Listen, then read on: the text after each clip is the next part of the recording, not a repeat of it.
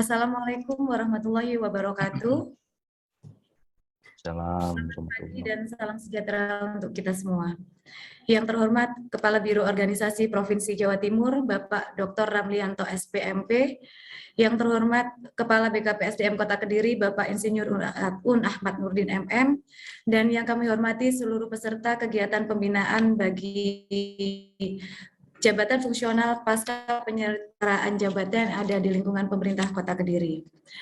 Alhamdulillah segala puji syukur kita panjatkan kehadiran Allah Subhanahu wa taala karena atas limpahan rahmat dan hidayahnya kita semua bisa bertemu secara daring atau Zoom meeting ini dalam keadaan sehat walafiat. Bapak Ibu yang kami hormati, mengawali acara pada pagi hari ini sambutan sekaligus pembukaan yang akan disampaikan oleh Kepala BKPSDM Kota Kediri.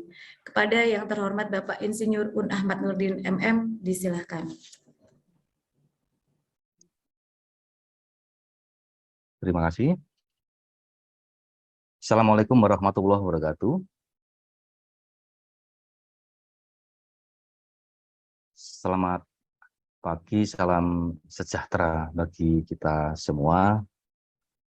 Yang terhormat Bapak Dr. Ramlianto SPMP, Kepala Biro Organisasi Provinsi Jawa Timur. Yang terhormat Bapak Ibu Sekretaris Dinas Badan, Camat, Sekretaris Kelurahan, dan para pejabat pengelola kepegawaian di OPD, serta Bapak Ibu para pejabat fungsional hasil penyetaraan jabatan di lingkungan pemerintah Kota Kediri. Pertama-tama marilah kita panjatkan puji syukur kehadirat Tuhan Yang Maha Kuasa sehingga kita pada saat ini, pada hari ini bisa hadir, bisa bersilaturahmi walaupun melalui media Zoom dalam rangka mengikuti sosialisasi atau pembinaan jabatan fungsional pasca penyetaraan jabatan dalam penyederhanaan birokrasi di lingkungan pemerintah Kota Kediri dalam keadaan sehat walafiat. Kemudian kami ucapkan terima kasih pada Bapak Dr. Ramlianto SPMP, Bapak Kepala Biro Organisasi Provinsi Jawa Timur yang telah berkenan meluangkan waktu di tengah kesibukan beliau untuk memberikan materi sekaligus menjadi narasumber pada acara kita pada kali ini. Bapak Ibu sekalian, kebijakan manajemen kepegawaian pada era akhir tahun ini itu banyak mengalami perubahan atau banyak kebijakan yang kita rasakan cukup signifikan, baik dalam rangka untuk mewujudkan smart ASN maupun dalam rangka reformasi birokrasi, dalam rangka mewujudkan birokrasi yang berkelas dunia. Jadi sebagaimana termaktub di dalam roadmap dari Permenpan RB. Kemudian salah satu dari kebijakan reformasi birokrasi yang sudah kita ketahui semua itu adalah adanya penyederhanaan jabatan yang pada akhir tahun lalu sudah kita lalui bersama-sama. Kemudian secara spesifik, kebijakan penyederhanaan birokrasi itu secara khusus tujuannya adalah untuk menjadikan kedudukan tugas dan fungsi dari pejabat fungsional itu semakin jelas, kemudian semakin tegas, semakin nampak pada suatu instansi pemerintah. Nah, Bapak Ibu sekalian, di pemerintah Kota Kediri, sebagaimana tadi saya sampaikan bahwa di akhir tahun kemarin itu sudah juga kita lakukan pelantikan penyetaraan jabatan dari eselon 4 dan juga eselon 3. Jadi ada sekitar 274 untuk eselon 3, kemudian 3 untuk eselon 3. Sekitar itu jumlahnya. Dan itu tentunya didasarkan pada kebijakan atau peraturan Menpan nomor 28 tahun 2019 tentang penyertaan jabatan administrasi ke dalam jabatan fungsional. Sehingga dengan sudah bergesernya atau sudah berpindahnya Bapak Ibu dari jabatan administrasi ke dalam jabatan fungsional, relevan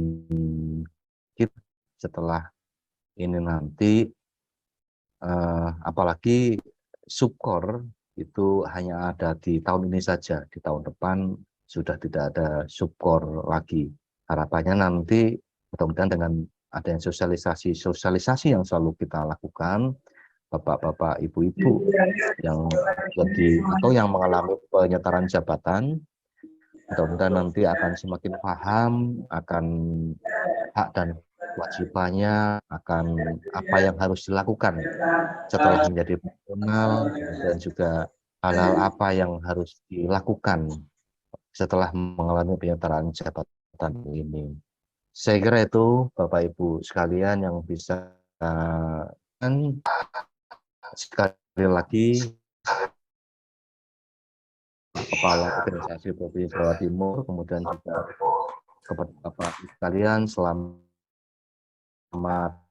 sosialisasi ini, mudah-mudahan hasil dari sosialisasi ini bisa bermanfaat kita semua. Kurang lebihnya mohon maaf. Akhiri, Assalamualaikum warahmatullahi wabarakatuh.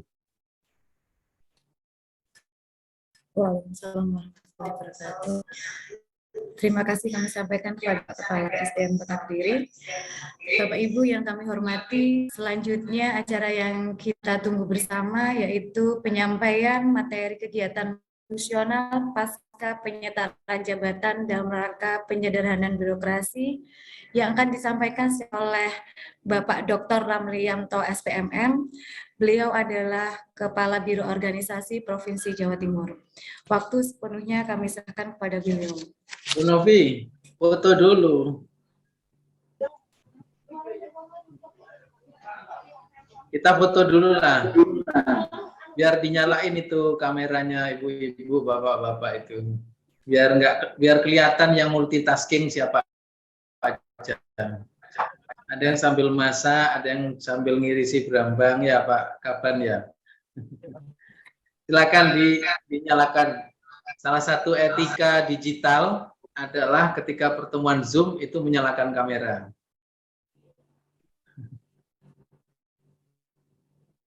Silakan host untuk difoto. Ini ada berapa slide ini, banyak sekali, ada 4 slide. Silakan Bu Novi. Oh, udah kelihatan semua kan lagi di mana nih? Kayaknya ada yang pasar nih.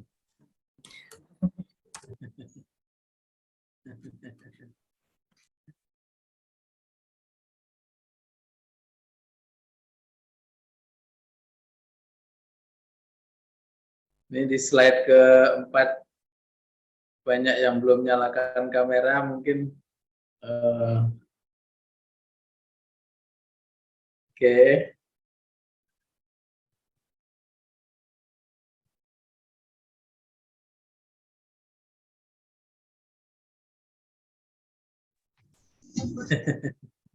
Ini di chat masih ada yang bilang, ngapunten kebetulan di komputernya tidak ada kameranya.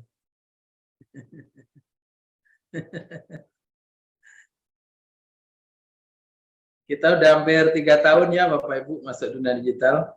Baik Bapak Ibu sekalian, sambil kita terus menunggu teman-teman yang bergabung secara virtual untuk menyalakan kameranya, saya akan mulai karena waktu kita sangat terbatas. Bismillahirrahmanirrahim. Assalamualaikum warahmatullahi wabarakatuh. Selamat pagi, salam sejahtera untuk kita sekalian. Yang kita hormati bersama Bapak Kepala BKP SDM Kota Kediri beserta seluruh jajaran di BKP SDM Kota Kediri, Bapak Ibu para pejabat pimpinan tinggi Pratama, administrator, pengawas, para pejabat fungsional di lingkungan pemerintah Kota Kediri yang kita banggakan, dan seluruh hadirin peserta sosialisasi penyertaan jabatan fungsional pasca penyetaraan jabatan yang dan kita semua pagi ini dalam keadaan sehat walafiat. Pertama, izinkan kita semuanya untuk bersyukur kepada Allah Ta'ala. Pagi ini kita bisa bersama-sama, kita dipisah oleh zona ruang, dipisahkan oleh jarak, tetapi kita sama-sama dalam sebuah program yang sudah agak lama biasakan untuk menggunakan sejak COVID-19 dunia, kita platform ini pertemuan-pertemuan secara virtual. Insya Allah tidak akan saling berkolaborasi dan tentu meningkatkan. Nah, ini biro kan Zoom ini, Zoom maupun yang lain ya, ada Google Meet, ada apa namanya yang punyanya Telkom itu punya sendiri, kemudian ada ya platform yang lain, itu kan memang untuk digunakan di mana saja, kapan saja. Selama ada sinyal kan nggak ada masalah. Aku neng jalan. Kan di jalan ya bisa gabung. Alasannya jadi aneh ketika bilang belum bisa bergabung ke yang sinyalnya sangat kuat gitu ya. Salah satu kota terkaya di Indonesia. Ingat loh, terkaya di Indonesia loh kota Kediri ini. Coba dilihat ya di statistik kota terkaya di Indonesia itu sekarang bukan Kutai Kertanegara, bukan Bengkalis, itu kota terkaya itu Kediri yang sudah lagi punya bandara internasional. Nah, Bapak Ibu tidak bergabung ke Zoom karena alasan jarak dan waktu itu jadi aneh karena memang Zoom ini untuk mengatasi jarak dan waktu. Nah, baik. Saya mungkin tidak bicara secara teknis ya, nanti secara teknis tim kami siaplah mendampingi BKPSDM untuk tindak lanjutnya. Tetapi begini, saya ingin membesarkan hati kita semua, izin saya share screen, mudah-mudahan bisa langsung terbaca.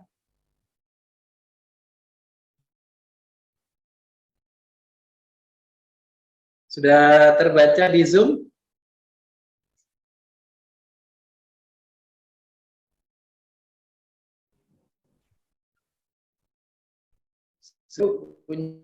Presentasi saya sudah kelihatan di laptop Bapak Ibu.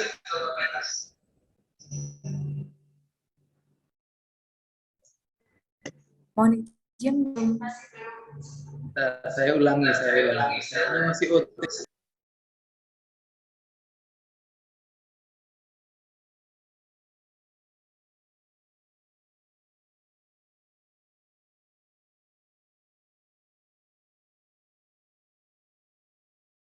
Sudah terlihat?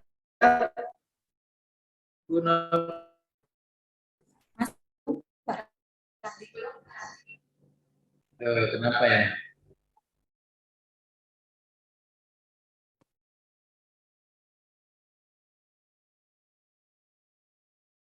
Atau saya Novi ya di share dari situ ya.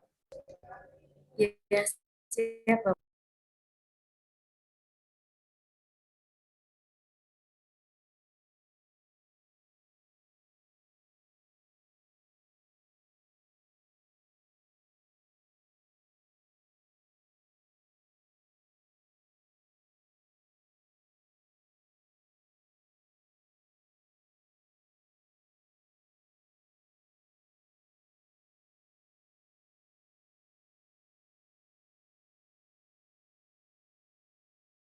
Hilang terus.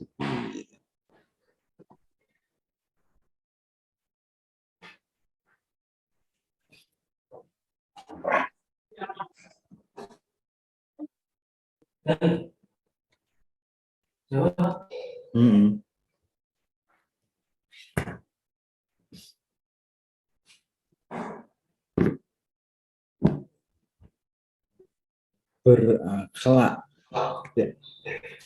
Bukan yang itu. Saya kirimnya aja. Karena ada pengantar. Tolong di off dulu, Bu. Tolong share screen-nya di off dulu ya. Oke. Udah, saya kirim ke Novi. Mana nomornya?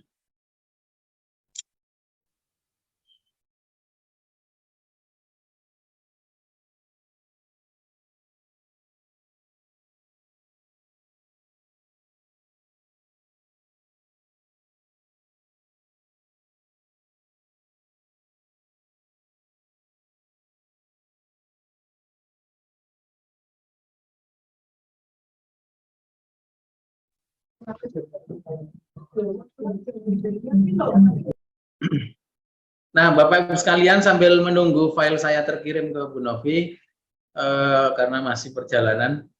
Jadi begini, persoalan penyederhanaan birokrasi dan penyetaraan jabatan itu sebenarnya sudah selesai ketika disertai dengan perubahan struktur organisasi. Selama kebijakan ini tidak diikuti oleh perubahan struktur, itu tidak akan pernah tuntas, karena memang tahap pertama dari penyederhanaan birokrasi itu adalah perubahan strukturnya. Lembagaannya harus lebih ramping. Lembagaannya sudah saya kirim, bukanya sudah masuk tuh. Nah, itu memang harus lebih ramping karena memang tahapannya seperti itu. Jadi tahapan daripada penyederhanaan birokrasi itu dimulai dari penyederhanaan struktur organisasinya. Baru setelah itu penyetaraan jabatan, baru setelah itu mengikuti penyesuaian sistem kerjanya. Sudah diterima, Bu? Sambung, Pak, masih proses. Oke, mohon di-share dari situ ya. Nah, Bapak Ibu, itu tahapannya. Jadi nggak bisa kemudian kita bilang ya sudahlah kita ikut penyetaraan jabatan, tapi struktur kita masih belum berubah. Jadi memang tahap awalnya adalah bagaimana organisasi kita ini menjadi lebih ramping. Nah, pernyataan saya ini gampang diomongkan. Ya.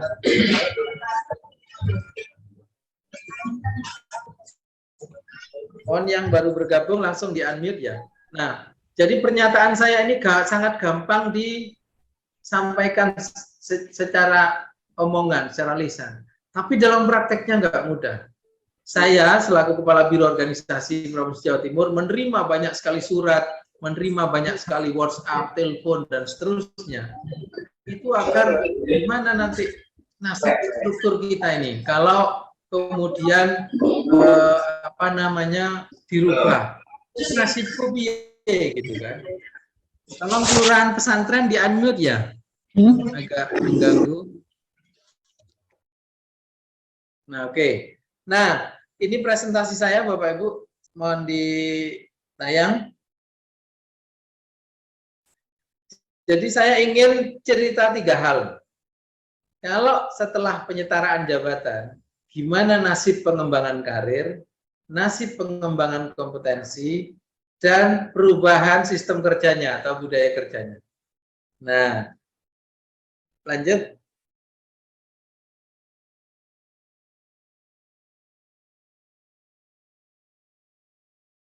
Bisa dilanjut.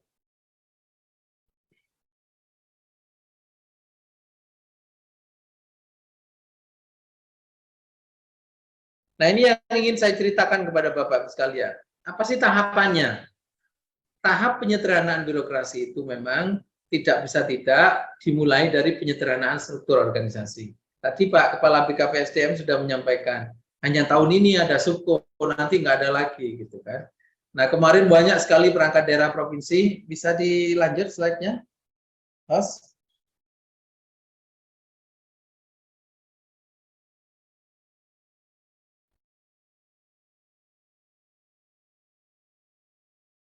Enggak bergerak slide-nya. Nah, jadi memang banyak sekali yang nanya kepada saya di ruangan saya maupun lewat WhatsApp maupun lewat telepon. Apakah setelah penyederhanaan birokrasi yang dilanjutkan dengan penyetaraan jabatan, dihapusnya struktur eselon 4, atau pengawas, itu kemudian menjadi akhir dari karir teman-teman. Nah, saya sering menyampaikan bahwa ini sama sekali bukan. Nggak bisa ya, nggak bisa tayang ya.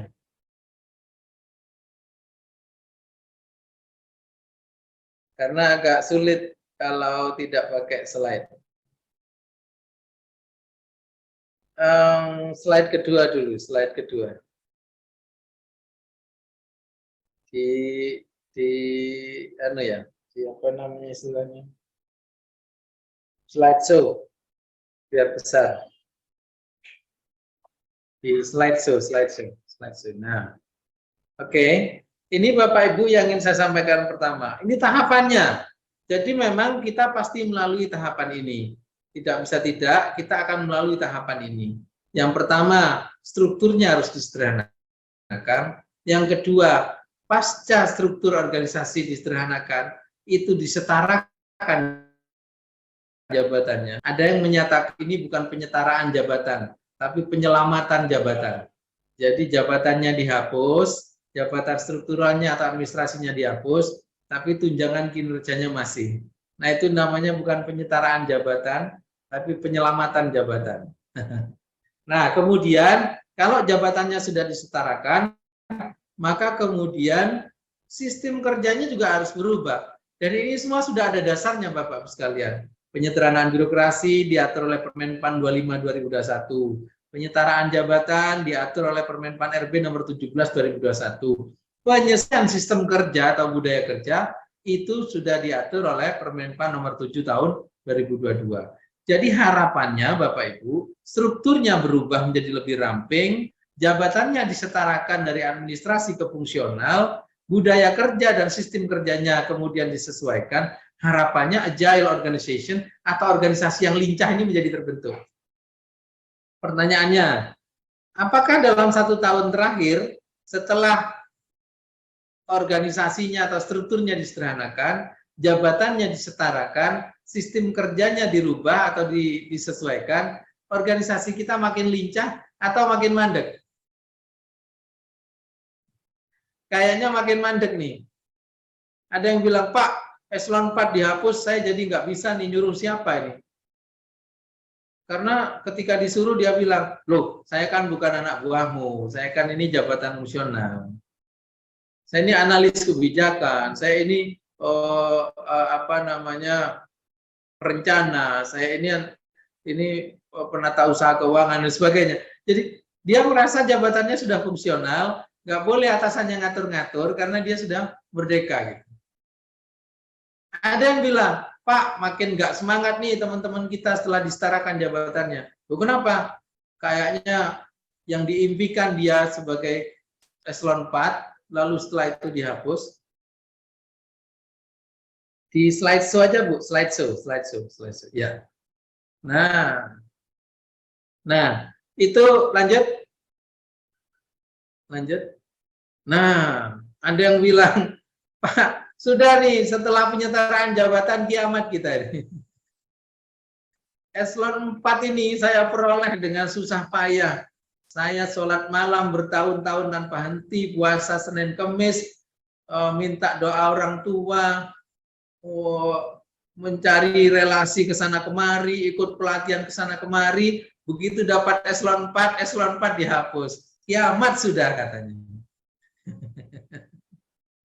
Jadi sudah penyederhanaan birokrasi dan penyetaraan jabatan administrasi ke jabatan fungsional itu dianggap kiamat. Karena eselon 4 yang dia damba-dambakan, yang dia perjuangkan dengan sepenuh hati, sepenuh tenaga, sepenuh jiwa dan raga, itu dihapus coba.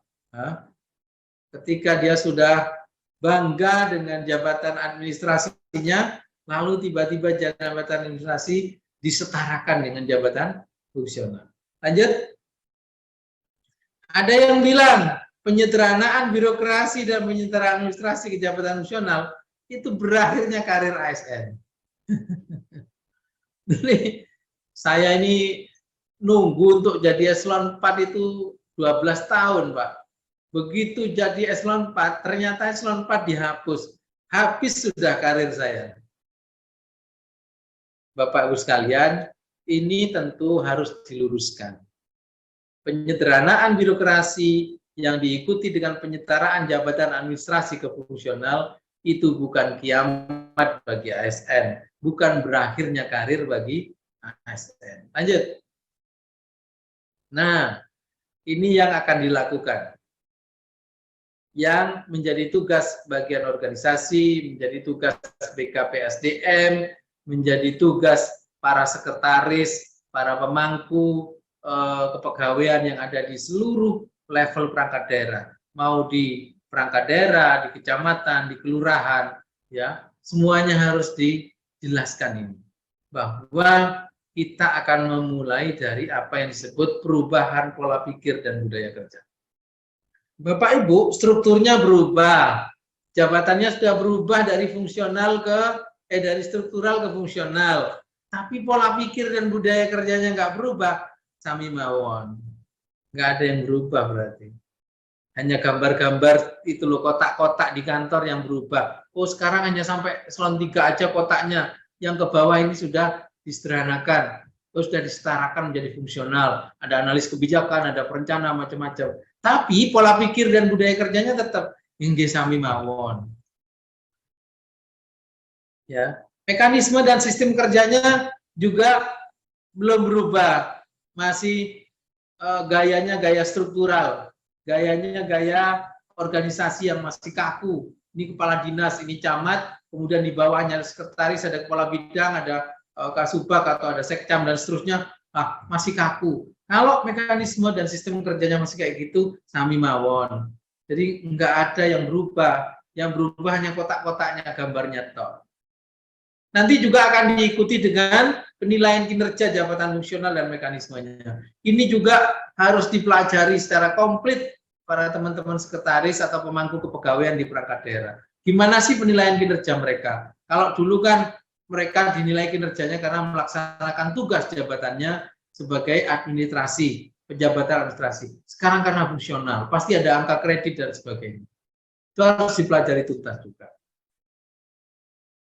Kemudian yang berikutnya, ini harus diikuti dengan penataan formasi dan peta jabatan.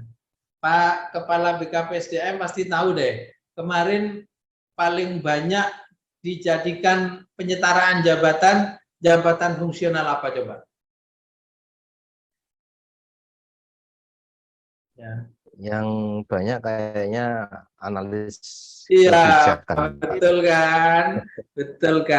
Sudah saya tebak itu, analis kebijakan adalah jabatan fungsional sapu jagat.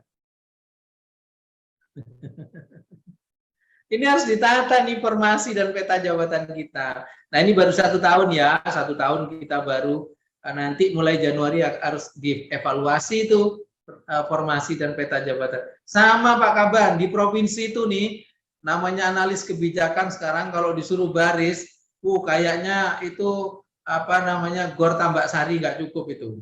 Karena semuanya yang nggak ada kaitannya dengan perencanaan, nggak ada kaitannya dengan keuangan, nggak ada kaitannya dengan hal-hal yang teknis, itu pindahnya jadi setaranya dengan jabatan fungsional analis kebijakan. Analis kebijakan adalah jabatan fungsional sapu jagat. Analis kebijakan adalah tempat bermuaranya. Kaosan, woi, Apa olahraga ya? lo mau makannya Pak? Bener, apa?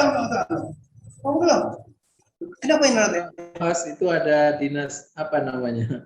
DP3AP. Nah, teman-teman dari KB, Pak, tolong ya. di. Nah, muaranya akhirnya analis kebijakan. Jalan jenengan takoni, sing wis berpindah teko eselon 4 dadi analis kebijakan. Analis kebijakan ini gaweane apa jal takoni?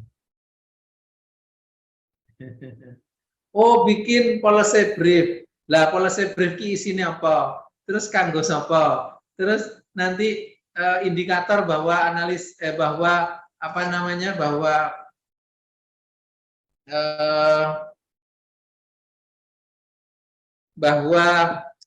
nanti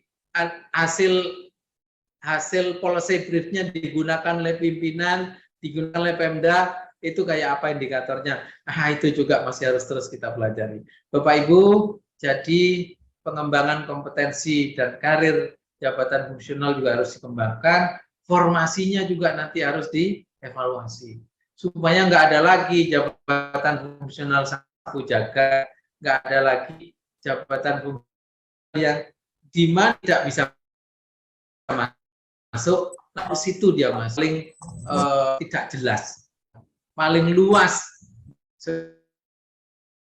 tapi paling jelas pekerjaannya, paling nggak jelas kompetensinya apa menurut versi kita. Padahal Bapak Ibu coba deh dipelajari di situsnya pembina jabatan fungsional analis kebijakan yang bagian dari lembaga administrasi negara. Itu luar biasa Pak. Sudah ada buku saku Pak itu Pak. Analis kebijakan itu sudah ada buku sakunya. Yang perencanaan juga begitu. Dari Bappenas sudah ada buku sakunya. Dan yang lain-lain, jabatan fungsional yang lain sudah ada. Nah Bapak Ibu ikuti itu dan kemudian kembangkan kompetensinya. Insya Allah analis kebijakan tidak lagi menjadi jabatan fungsional sapu jagat, tapi memang analis kebijakan betul-betul jabatan fungsional yang punya peran strategis, punya peran penting, dan punya kontribusi yang nyata terhadap pembangunan daerah.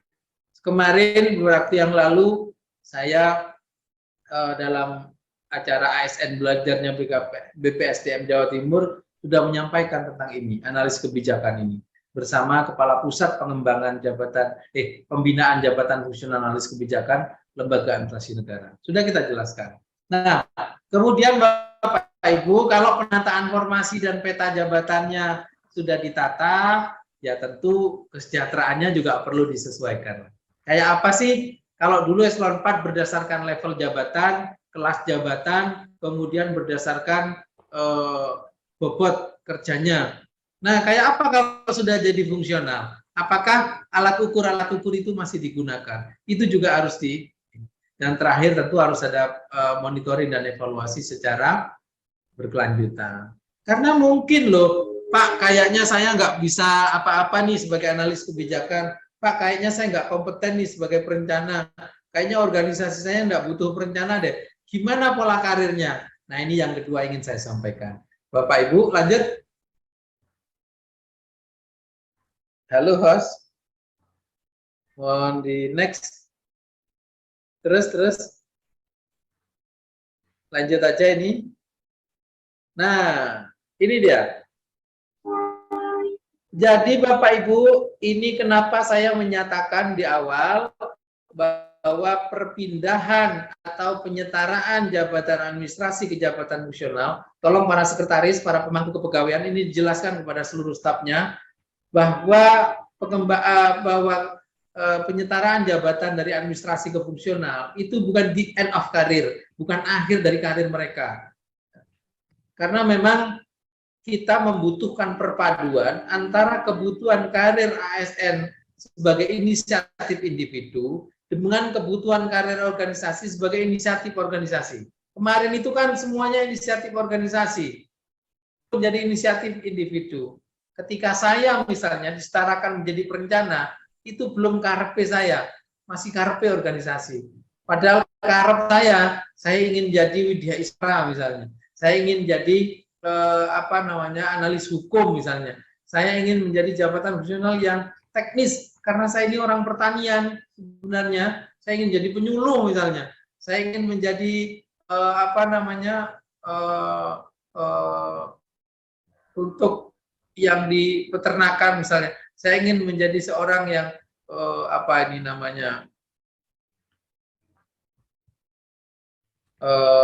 inseminator. Karena saya punya latar belakang itu. Nah, Bapak Ibu, ini harus dipadukan antara inisiatif individu dengan inisiatif organisasi. Nah, sehingga kemudian di situ ada promosi, ada rotasi, ada mutasi, ada pengembangan karir, ada penugasan khusus, ada perpindahan karir dari satu karir yang satu ke yang lain. Enggak ada masalah. Bahkan sangat mungkin nanti di situ ada tugas belajar dan seterusnya. Lanjut.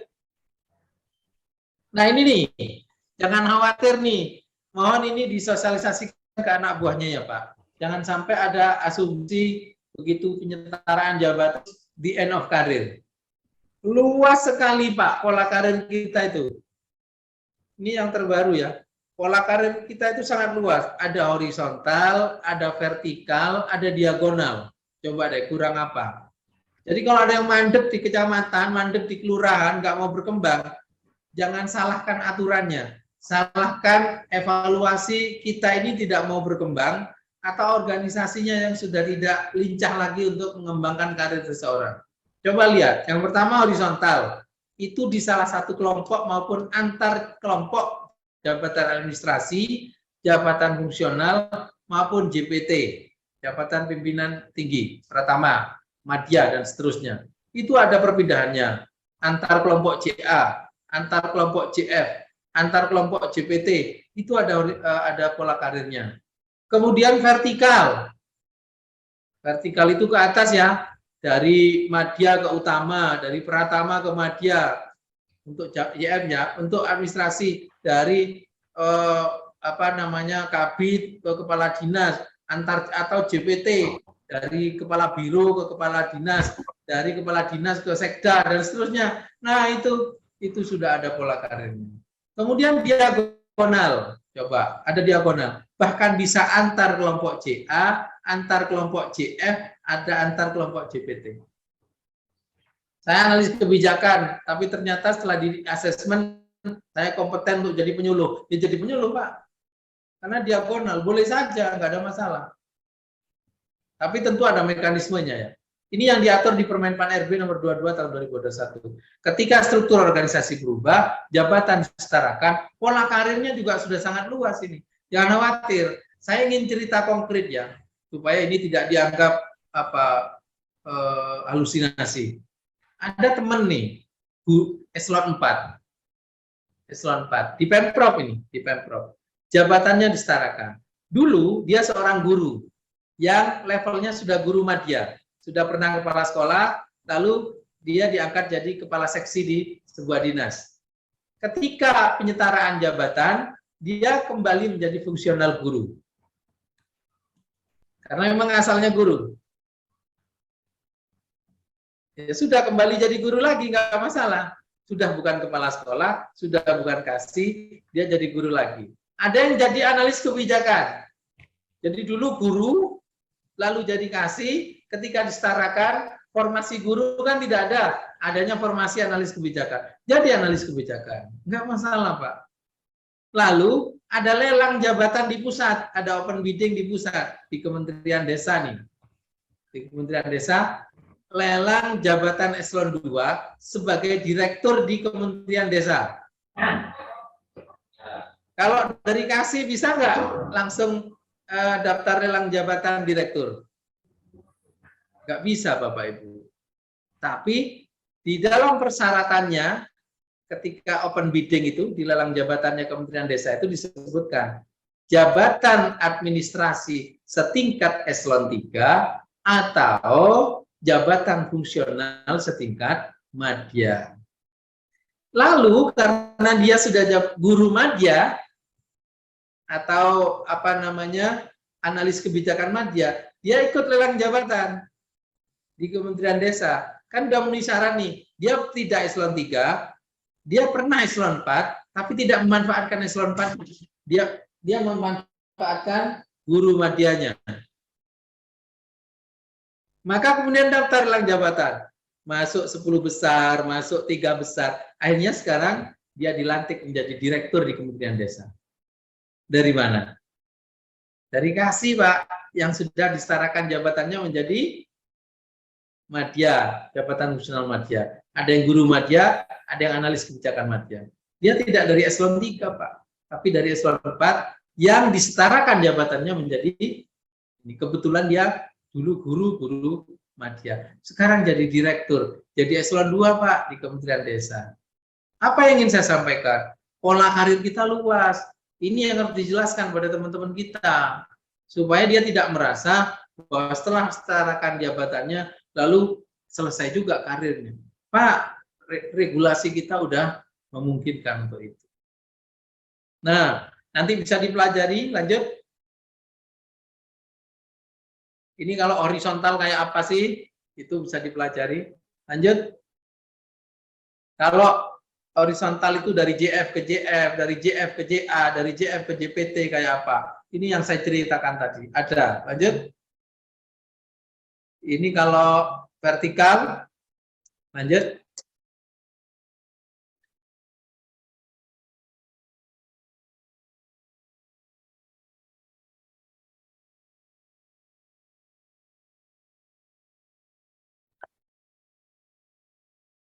Halo? Halo, host? Lanjut. Ada vertikal, ada diagonal. Kalau nge-lag di stop share screen-nya, stop dulu lalu share screen lagi ya.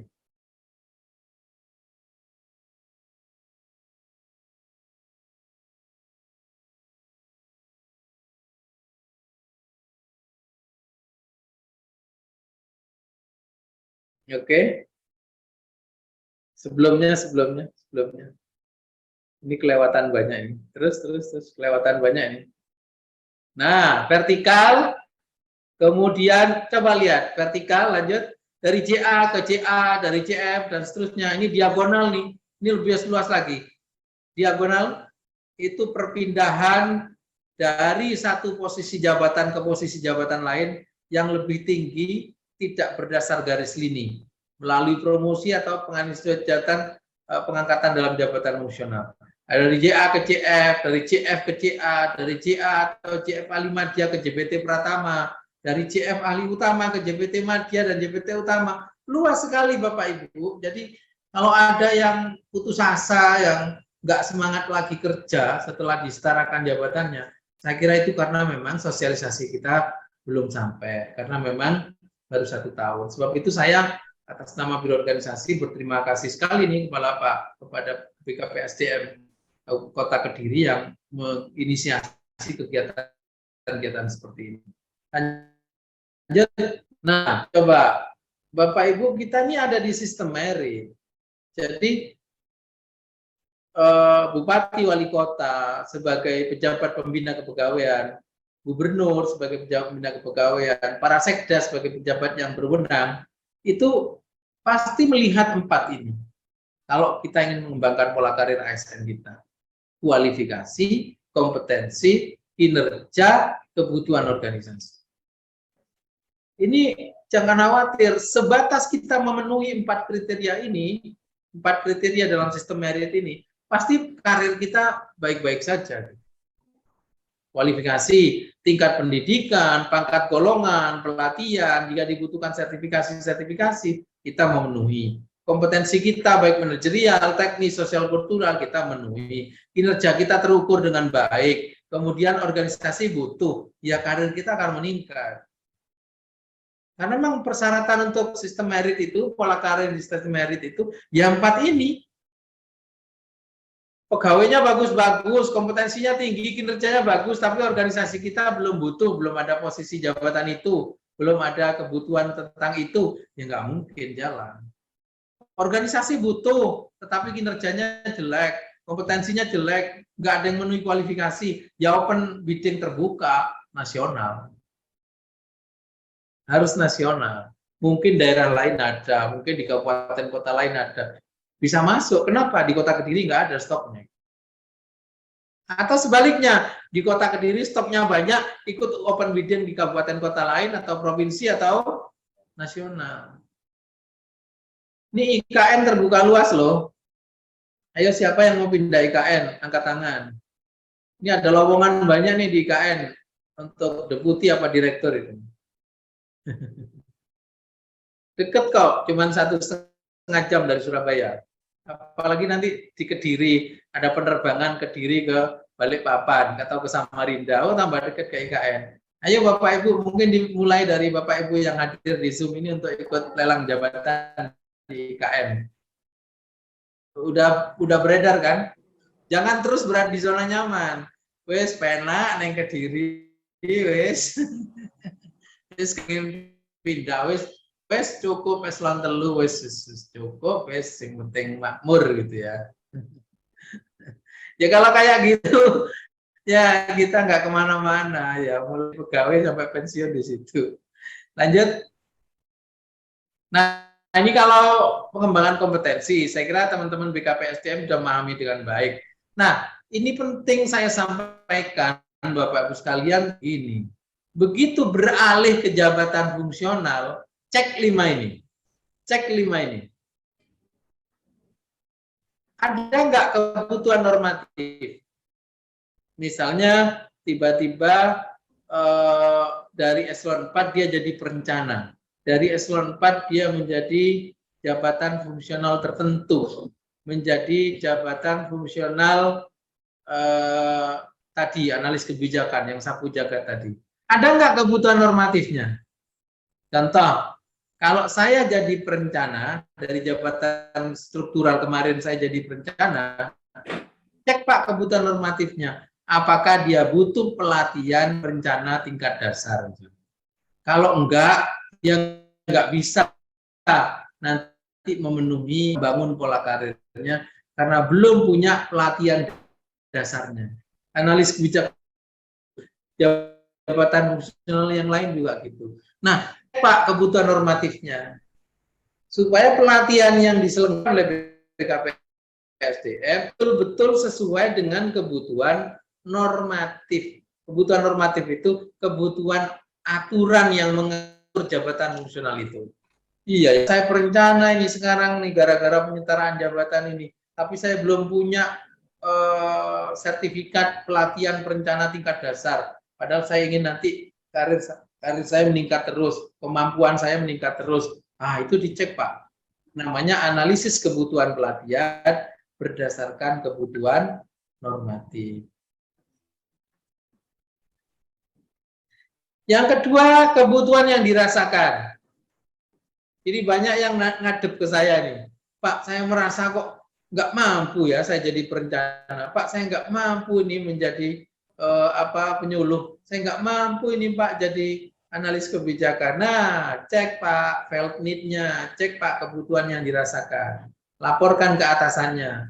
Atau Bapak Ibu selaku pemangku kepegawaian di perangkat daerah untuk melakukan analisis. Laporkan ke Pak Kepala BKPSDM, ini loh Pak, teman-teman fungsional di tempat saya merasa perlu pelatihan ini. Ya. Yang ketiga, express need. Nah, ini pimpinan nih, Bapak Ibu nih selaku pemangku kepegawaian itu merasa enggak atau melihat enggak? Waduh, anak buah saya ini, teman-teman di dinas saya ini kelihatannya enggak mampu melakukan ini, enggak mampu melakukan ini. Anda yang tahu karena dinyatakan dalam pekerjaan sehari-hari. Tolong ya teman analis kebijakan buatkan policy brief karena Pak Wali Kota ingin membuat kebijakan tentang ini. Ternyata nggak bisa bikinnya. Bapak Ibu, itu yang disebut sebagai kebutuhan yang dinyatakan atau ekspresi. Itu juga harus dikembangkan kompetensinya. Yang berikutnya kebutuhan komparatif.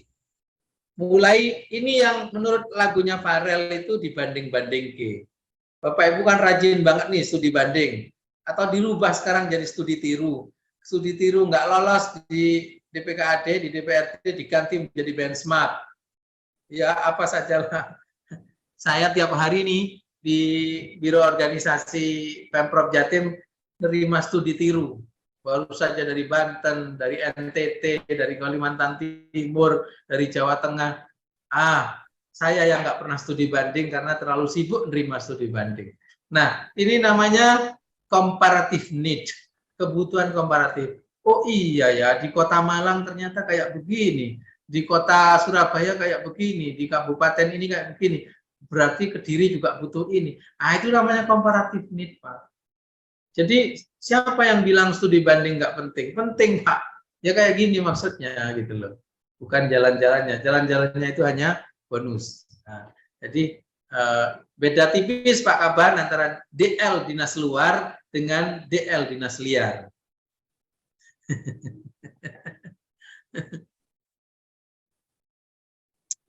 Yang terakhir Bapak Ibu, kebutuhan masa yang akan datang. Pak Wali Kota Kediri atau RPJMD-nya Kota Kediri, RPJMD-nya Kota Kediri kayak apa nih orientasinya ke depan untuk jabatan fungsional?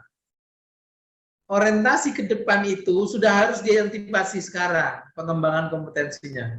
Wih, kayaknya Pak Wali ini ke depan ingin kota Kediri ini menjadi smart city, menjadi kota berbasis digital. Antisipasi mulai sekarang, Pak, membekali keterampilan digital para pejabat kita, termasuk pejabat fungsional. Kalau nanti ketika sudah dicanangkan kita belum menyiapkan SDM-nya, berat ini. Nanti kayak kejadian COVID kemarin, para guru itu nggak siap pakai virtual, digital, lalu COVID, akhirnya terjadi namanya gagap digital atau digital gap. Kenapa? Belum siap gurunya untuk ngajar pakai PowerPoint, ngajar pakai Zoom, pakai Google Meet, pakai Microsoft Teams, pakai platform-platform yang lain, belum siap. Nah, karena sudah termaktub di RPJP atau di RPJM atau di kebijakan wali kota atau kebijakan Indonesia, antisipasi mulai sekarang. Kayak apa nih analis kebijakan kita di masa 5 tahun lagi kayak apa? Perencana kita kayak apa? Jabatan fungsional teknis yang jabatan fungsional tertentu yang lain kayak apa? Itu harus dianalisis mulai sekarang. Ini pengembangan kompetensinya. Tadi pola karirnya, ini pengembangan kompetensinya. Lanjut. Terus, nah ini budaya kerjanya. Ini slide saya terakhir ya Bu, Pak, Bapak Ibu, yang lain-lain bisa dibaca. Jadi kalau strukturnya berubah, pola karir berubah, kompetensinya juga dikembangkan, budaya kerjanya juga berubah. Jangan gayanya, jabatannya sudah fungsional, gayanya masih struktural. Budaya kerjanya masih struktural. Budaya kerjanya sudah harus berubah menjadi fungsional juga. Tidak sekedar bekerja, tapi kinerja. Lanjut, ada satu slide lagi. Tidak sekedar melakukan sesuatu, tapi sudah menghasilkan sesuatu. Dulu waktu eselon 4 mungkin pokoknya kerja sana sini, beres sudah, yang penting melakukan sesuatu. Ketika jabatan fungsional Anda di eselon 4 disetarakan jadi jabatan fungsional analis kebijakan misalnya, bekerja Anda tidak sekedar melakukan sesuatu, tapi harus menghasilkan sesuatu. Misalnya menghasilkan dalam bentuk policy brief, policy paper, dalam bentuk telaan staf paripurna dan sebagainya. Harus ada produknya, Pak. Nggak bisa lagi bekerja kita sekedar ya, berangkat kerja, pulang kerja, selesai gitu ya. Nggak ada hasil apa-apa. Itu mungkin kalau jabatan administrasi, tapi jabatan fungsional nggak bisa, Pak. Karena itu yang akan dinilai sebagai kinerja. Belakangan akan dijadikan angka kredit, belakangan akan dijadikan sebagai apa namanya tuh penilaian kinerja untuk tunjangan kinerja. Nah, sudah ya Bapak Ibu, kalau sudah berubah semua, strukturnya berubah, jabatannya beralih atau disetarakan, kemudian mekanisme kerjanya juga sudah berubah, kompetensinya berkembang, kemudian budaya kerjanya juga berubah. Mudah-mudahan dengan begitu, nanti pada saat bulan Januari 2021 nih, Pak Kaban, 2023 nih Pak Kaban, kita akan evaluasi semua jabatan fungsional, dan pada saat itulah Menpan akan membuka pintu kita bisa beralih jabatan fungsional. Karena tidak pas di situ secara kualifikasi, kompetensi maupun gitu. Nanti akan di-open lagi. Segera siapkan formasinya mulai dari sekarang. Terima kasih, mudah-mudahan bermanfaat. Assalamualaikum warahmatullahi wabarakatuh. Waalaikumsalam warahmatullahi wabarakatuh.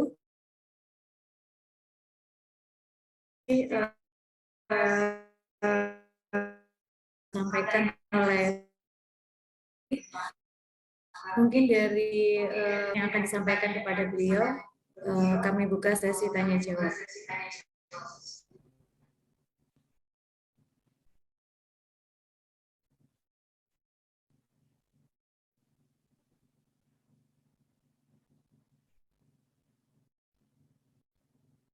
Monggo.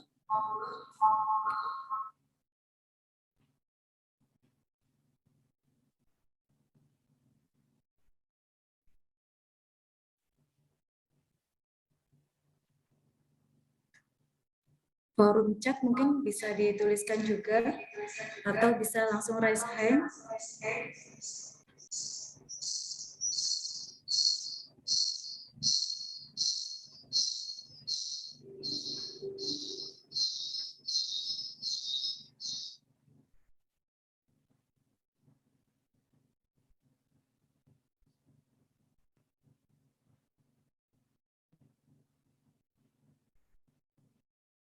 Monggo rekan-rekan mungkin yang khususnya yang saat ini posisi jabatannya adalah jabatan fungsional penyetaraan.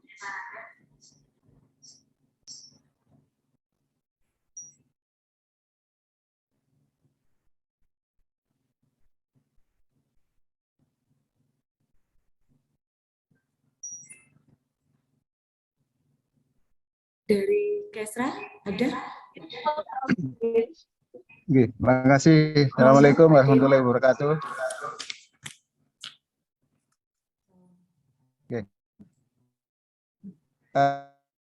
Terkait adanya penataan jabatan dari administrasi ke fungsional tersebut, kira-kira untuk yang bagi yang sudah disetarakan itu untuk meniti karir untuk jenjang yang lebih tinggi, kira-kira itu apa harus di lingkungan skop di bagiannya itu atau bisa pindah ke organisasi yang lain? Terima kasih. Pindah ke lain hati.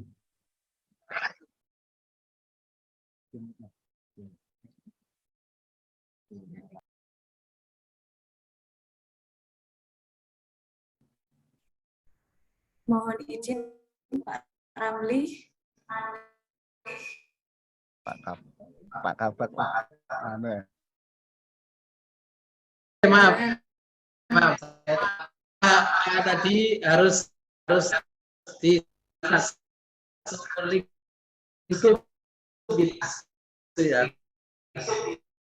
Ya enggak, pola pemetaan yang dilakukan oleh bagian organisasi dan BKPSDM. Pemetaan itu kemudian memunculkan formasi, ya, memunculkan formasi. Dari situ, dari pemetaan dan formasi itu memungkinkan adanya tadi pengembangan karir. Apakah karena mutasi, apakah karena rotasi, apakah karena promosi?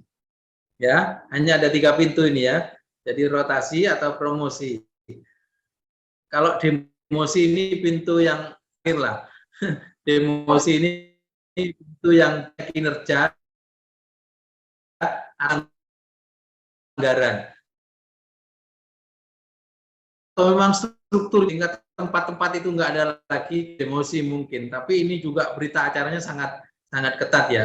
Jadi kalau ada sekda jadi asisten dan sebagainya, nah itu pasti ada berita acaranya yang kalau Bapak Ibu pelajari pasti karena 3 itu. Kalau nggak karena penilaian kinerja, karena formasinya tidak ada, atau karena ada pelanggaran-pelanggaran disiplin. Nah ini banyak terjadi di Jawa Timur dan ini sudah dibina dan dievaluasi oleh BPS. Nah Bapak Ibu, pemetaan dan formasi ini untuk menentukan pergerakannya tadi, pergerakan atau rotasi pegawai tadi, ya turnover namanya. Nah ini dari sini ke sini, dari analis kebijakan mau pindah jadi perencana karena ternyata perangkat daerah ini butuh perencanaan, pergerakannya harus diikuti gitu. Berdasarkan pemetaan dan formasi. Apakah hanya dalam lingkup dinas tertentu? Nah, bahkan bisa antar pemerintah daerah ke pusat, seperti yang saya ceritakan tadi. Ada teman yang jabatannya disetarakan dari kasih kembali menjadi analis kebijakan atau jadi guru, sekarang jadi direktur di kementerian. Banyak yang begitu. Nah, jadi terbuka luas Pak, tetapi sekali lagi pemetaan dan formasinya harus jalan dulu. Nanti pemetaan formasi ini ada Anjab, ada ABK. Nah, kemudian pergerakan pegawai ini, flow-nya pegawai ini bisa nanti. Ada pertanyaan dari kolom chat Pak Ramli. Berdasarkan paparan tadi, berarti bisa saja pindah JF1 ke JF yang lain yang berbeda rumpun. Oh ya, bisa banget setelah 1 tahun. Ini belum boleh, sekarang masih moratorium ya. Masih moratorium karena Menpan, BKN, Kemendagri selaku pembina kita melakukan evaluasi secara komprehensif. Kami di bagian organisasi Jawa Timur maupun BKD Jawa Timur juga sudah menghimpun hasil evaluasi dari seluruh perangkat daerah. Kayak apa sih potret pasca penyetaraan jabatan seperti apa, itu juga sedang kita evaluasi. Bulan Januari nanti kita akan evaluasi secara komprehensif, ini problem-problemnya, ini peluang-peluangnya, ini opportunities yang ada, itu akan kita evaluasi. Nanti setelah itu peluang berpindah jabatan fungsional ada. Itu kebijakannya Kementerian Pan-RB. Ada. Ini kok numpuk analis kebijakan, kita kekurangan perencana, mungkin. Tapi tetap ya, menggunakan sistem merit, kualifikasi, kompetensi, kinerja, kebutuhan organisasi. Nggak bisa nih kalau nggak pakai ini. Misalnya gini, Pak, kok tak delok-delok sampean dadi analis kebijakan enak, gampang angka kredit. Aku tak pindah rono, Pak. Nah, ayo gak iso. Nah, kaya ngono iku ya penake dhewe, dikira kulak dhewe apa.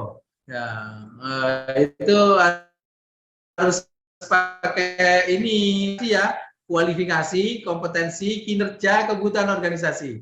Nah, itu pun berdasarkan hasil pemetaan dan formasinya ada apa tidak. Karena kalau nggak ada formasi, Bapak Ibu, nanti nggak bisa naik pangkatnya, nggak bisa dapat tunjangan kinerja, ya sama saja. Intinya begini, apa yang kita lakukan itu sebenarnya untuk melihat dalam 1 tahun ini, untuk mengukur kita sebenarnya lebih pas di mana.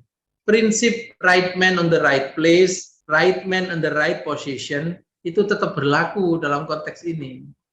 Ini udah mulai kelihatan nih, kemarin teman-teman ada yang di jabatan fungsional penyetaraan jabatan kemarin udah mulai, waduh saya nggak pas Pak, background pendidikan saya ini Pak, pengalaman kerja saya ini, kok saya jadi jabatan fungsional ini? Ya itu dihimpun oleh BKD dan bagian organisasi untuk kemudian dievaluasi kemana sebenarnya pergerakan pegawai kita ini bisa di. Jadi perpindahan JF1 ke JF yang lain itu bisa berbeda rumpun setelah evaluasi 1 tahun pasca penyetaraan ini dilakukan, tentu dengan tetap menggunakan prinsip-prinsip sistem merit. Silakan lanjut, Bu Novi. Monggo, mungkin masih ada pertanyaan lagi.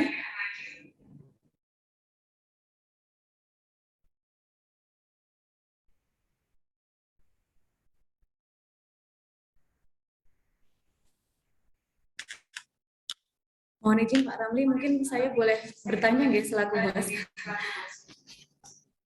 Silakan. Saya yakin sebenarnya teman-teman JF yang penyetaraan ini sangat banyak sekali untuk unek-unek yang akan disampaikan. Mungkin masih bingung ya, mungkin apa yang akan disampaikan. Dalam hal ini, saya juga sebagai salah satu yang mendapatkan tugas sebagai JF penyetaraan. Jadi mungkin begini Pak Ramli, rekan-rekan ini sebenarnya memang saat ini sudah menjalankan tugas sebagai JF selama hampir kurang lebih 1 tahun berjalan. Akan tetapi untuk tupoksinya yang dijalankan itu sebenarnya masih banyak yang rancu, dalam arti mereka itu masih menjalankan di subkornya. Nah, sebentar lagi kita akan SKP dan P2KP. Bagaimana SKP teman-teman JF ini untuk proses pengisian SKP dan P2KP-nya. Dan mungkin yang kedua terkait dengan angka kredit Pak Ramli. Jadi kami juga masih bingung, kita ke depan harus menyusun angka kredit seperti JF-JF yang pada umumnya atau gimana. Dan naungan dari angka kreditnya itu kami juga bagaimana kita masih bingung. Mungkin itu dari teman-teman sebenarnya yang masih dirasakan untuk melaksanakan tugas sebagai JF penyetaraan. Seperti itu Pak Ramli. Jadi poinnya apa nih? Poinnya ingin belum jelas apa tugas-tugasnya gitu ya. Masih diambil. Mohon izin masih diambil. Halo, tes. Sambun. Jadi itu belum jabatan fungsional pasca penyetaraan itu belum jelas tugasnya gitu ya. Iya, Bapak. Masih rancu dengan jabatan subkornya. Kebanyakan seperti itu. Ya, itu terjadi di semuanya. Jadi keluhan itu begini, teman-teman eselon 4 itu yang sudah disarakannya maupun di provinsi ada beberapa eselon 3 juga itu bilang, sakjane aku nih fungsional maupun struktural itu karena masih ada tugas tambahan. Tugas tambahannya adalah sebagai subkoordinator dan sebagai koordinator kalau eselon 3. Nanti Bapak Ibu pasca evaluasi penyetaraan jabatan ini tidak ada lagi surat tugas, itu nggak ada lagi tambahan. Nah ini kita nunggu permenpannya ini, nunggu keputusan menpannya. Karena tidak ada lagi tugas tambahan, maka ketika ada tugas itu dilakukan oleh tim. Ini kaitannya apa ini? Oh ini butuh 2 tim dari pelaksana, timnya dari perencana dan dari analis kebijakan. Kerja bareng mensupport tim baru. Ini agak rumit memang, tapi di Permenpan tentang sistem baru sudah tergambar sebenarnya. Kita akan mengarah ke sana. Sekarang masih lebih heavy, lebih berat kepada tugas strukturalnya dibanding fungsionalnya. Teman-teman subkoordinator yang ada di biro organisasi itu masih layaknya seperti Kasubag ketika belum disetarakan. Karena memang ini masih ada tugas tambahan. Nanti murni dia menjadi analis kebijakan misalnya, nah dia akan mulai mengambil peran-peran sebagai tim. Nanti tim di pusat sudah terjadi itu, di pusat sudah, di kementerian sudah. Ini ada kegiatan apa? Workshop apa ini namanya? Sosialisasi, nih, sosialisasi penyetaraan jabatan pasca jabatan fungsional. Siapa yang terlibat? Siapa yang membuat kurikulumnya? Siapa yang menghubungi narasumbernya? Siapa yang menyusun materinya? Siapa yang menyiapkan IT-nya? Oh, para operator, para peranata komputer. Nah, itu nanti membentuk tim. Nah, itu sukseslah acara sosialisasi. Itu modelnya, Pak. Kegiatan yang lain bentuk tim lagi. Siapa yang terlibat? Siapa yang terlibat? Oh, ini ada masalah. Kita butuh masukan. Siapa yang akan bekerja? Oh, 1 analis madya, 2 analis pratama. Membuat hasil namanya telaah staf paripurna atau policy brief. Kayak gitu modelnya. Nanti akan seperti itu. Sekarang memang budaya itu masih, mekanisme kerja itu masih ada karena ada tugas tambahan. Saya kira itu Bu Novi.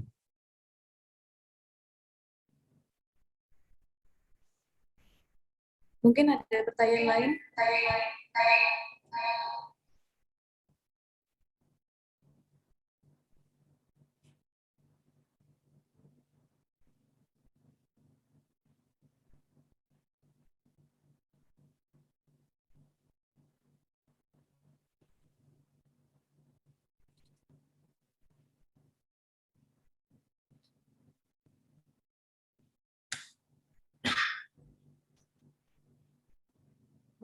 Mungkin dari rekan-rekan sekretariat yang analis kebijakannya paling banyak ya. Mungkin ada pertanyaan, monggo bisa disampaikan pada narasumber.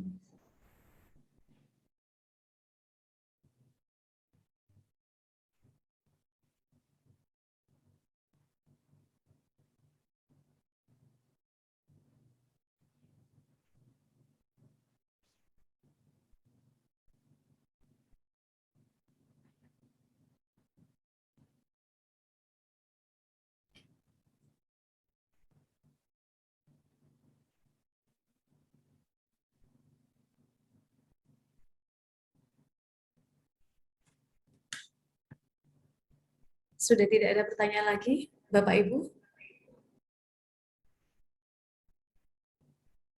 Monggo dari Bapeda, buatan nonton pertanyaan, Pak Widi. Ini saat dari tahun keempat dan kelima.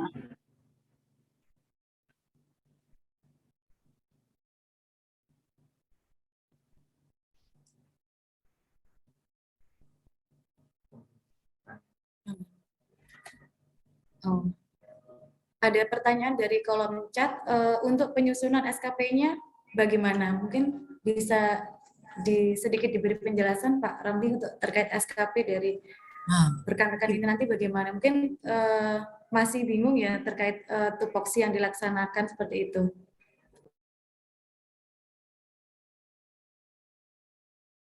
Ya, pertanyaan yang paling sering kita terima selain yang disampaikan Bu Novi tadi adalah soal SKP. Ya, nanti kalau perubahan sistem kerja berubah kan SKP-nya juga sudah berubah. Sekarang ya ikuti dulu SKP yang ada, tapi nanti kalau Permenpan 7 2022 ini sudah berlaku secara secara menyeluruh, yang nanti model-model pengisian SKP itu udah beda lagi, udah nggak kayak sekarang berdasarkan tupoksi yang ada di subkoordinator, tapi berdasarkan capaian-capaian atau kegiatan-kegiatan yang ditugaskan dalam 1 tahun atau 1 bulan, dia menjadi anggota tim apa, menyukseskan apa, kayak gitu modelnya nanti di sistem kerja yang baru kan. Jadi prinsipnya begini, prinsipnya itu outcome oriented. Jadi kerjaan kita apa, outcome-nya apa, tugas kita apa, outcome-nya apa. Tentu tetap dalam lingkup itu, tetap lingkup penugasan kita. Nah sekarang memang masih masih lebih kepada pelaksanaan tugas kita yang terkait dengan jabatan struktural ya, jabatan administrasi sebelum disetarakan ya. Tetapi nanti pada saatnya ya sudah, jabatan kita yang melekat apa, kalau fungsional ya fungsional, analis ya analis. Nanti SKP-nya isinya adalah banyak sekali tuh, butir-butir kegiatan namanya ya, butir-butir kegiatan yang dilakukan banyak sekali.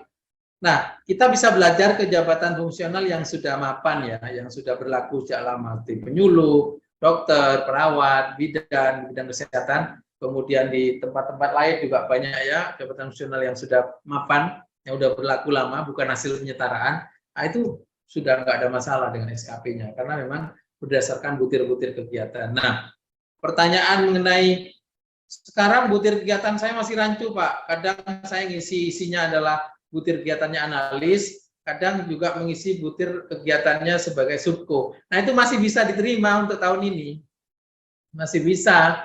Jadi di dalam SKP teman saya eselon 4, misalnya staf saya eselon 4 yang dulu eselon 4, sekarang jadi subko, jabatan fungsionalnya analis kebijakan, isinya masih sebagai analis dan sebagai subko itu. Masih dimungkinkan sekarang. Karena memang dia masih mendapat tugas tambahan. Itu saya kira.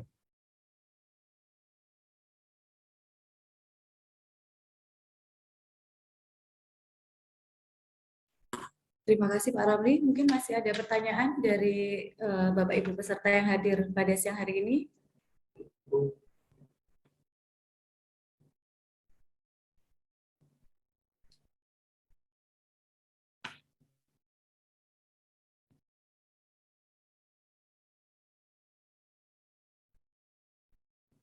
Sudah cukup? Karena sudah tidak ada pertanyaan lagi, mungkin bisa kami tutup. Mohon izin Pak Ramli, Pak Kaban. Baik, terima kasih Bapak Ibu sekalian, wabil khusus Pak Kepala BKP SDM Kota Kediri, saya atas nama Biro Organisasi, terima kasih nih ada semacam forum yang memungkinkan kita semakin memahami kebijakan baru, khususnya penyetaraan jabatan pasca penyederhanaan birokrasi. Mudah-mudahan ini bisa mencerahkan kita semua dan ya semuanya belajar lah ya, karena memang ini hal baru dan jangan ada kekhawatiran di staf kita, di jajaran kita bahwa penyederhanaan jabatan ini akan bermuara kepada mandeknya karir kita. Insya Allah karir kita kalau masih memenuhi merit, kualifikasi, kompetensi, kinerja dan kegiatan organisasi itu ada dan kita miliki, insya Allah terus ini. Hal-hal teknis terkait dengan SKP, kemudian nanti seperti apa kenaikan pangkat jabatannya, butir-butir kegiatannya, pengisian angka kreditnya, saya kira akan terus kita sosialisasikan sampai ke level kelurahan. Mudah-mudahan bermanfaat. Mohon maaf jika ada hal yang berkenan. Terima kasih sekali lagi fasilitasi yang sudah dibuat oleh teman-teman dari BKP SDM Kota Kediri. Assalamualaikum warahmatullahi wabarakatuh. Waalaikumsalam. Kami juga terima kasih Pak Karo Mudah-mudahan bermanfaat bagi kami dan sampai ketemu lagi nanti di kesempatan yang lain. Mudah-mudahan masih berkenan untuk menjadi narsum-narsum. Terima kasih Pak Karu. Ya, baik, terima kasih Bapak Ibu yang kami hormati. Sekali lagi kami ucapkan terima kasih pada Bapak Dr. Ramlianto, SPMP, Bapak Kepala BKPSDM yang berkenan hadir dan mendampingi kita pada siang hari ini. Mudah-mudahan acara ini bisa bermanfaat untuk kita semua. Acara pada siang hari ini kami tutup. Mohon maaf atas hal yang kurang berkenan. Terima kasih atas kehadirannya. Wabillahi taufik wal hidayah. Wassalamualaikum warahmatullahi wabarakatuh. Waalaikumsalam. Terima kasih Bapak Ibu semua. Ketemu lagi di kesempatan yang lain. Oke, siap.